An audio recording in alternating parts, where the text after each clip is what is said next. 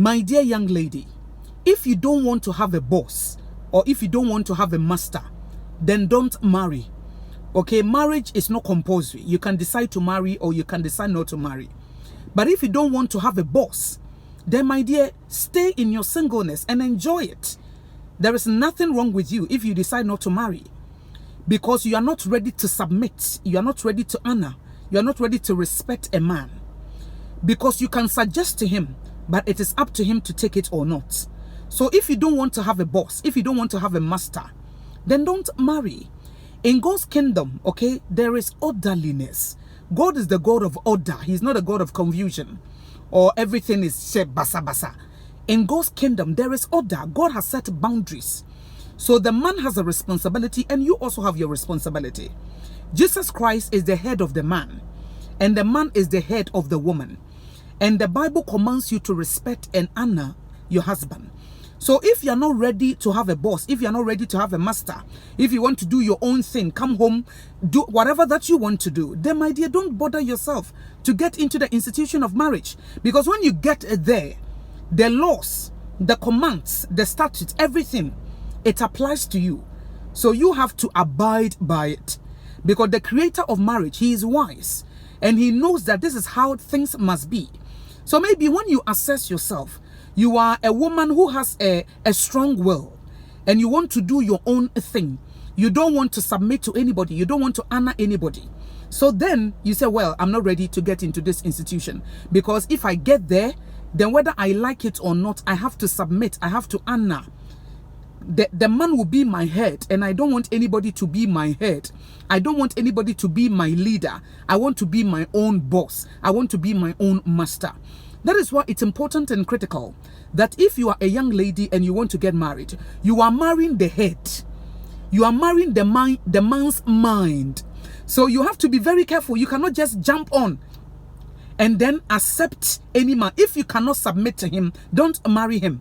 If you cannot respect him and honor him, the guy that you are in a relationship with, the guy that you are dating, if you cannot submit to him, if you cannot respect him, then my dear, don't bother. Don't get married. Don't go and put yourself under a curse, because you know that you are not ready to do what God wants you to do. As I said, the creator of marriage is wise and he has set boundaries. So if you want to get into that institution, then you have to abide by the principles and the patterns in that marriage. So my dear, that is my advice for you. You don't need a boss. You don't need a leader. You don't need anybody to lead for you to follow. You don't need anybody to submit to. Then forget about marriage and then stay in your singleness and enjoy. Nobody would come and tell you to do this or that. Or maybe you decide to go somewhere and then your husband said, no, I want you to stay because there is something I want you to do for me. And you have to say, yes, sir, I will do it for you. So if you're not ready to do that, then don't bother. Don't get into the institution of marriage, so that you can have your freedom to do whatever that you want to do, because marriage is not compulsory. God didn't create us to marry. He created us to manage his resources, to dominate. So marriage is optional. It is not by force. Anybody who tells you that it is by force, you have to marry, it is not true. It is not biblical. You can decide not to marry.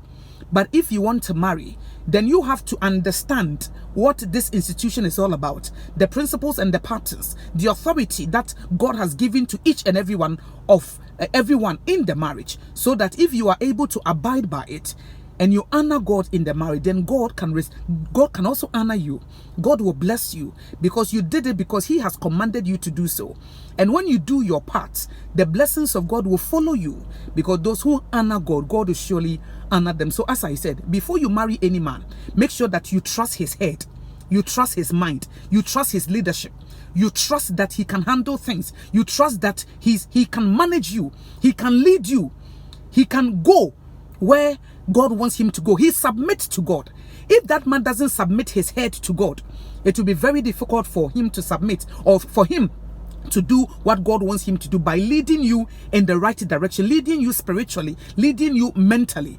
So it's very, very important that you take note of it. If you don't trust his head, if you don't trust his mind, then don't go and marry that man, because you cannot submit to a head that is empty. You need a head that is full of wisdom, that submits to Christ. If the man submits to Christ, then that man can also do and lead you into your destiny.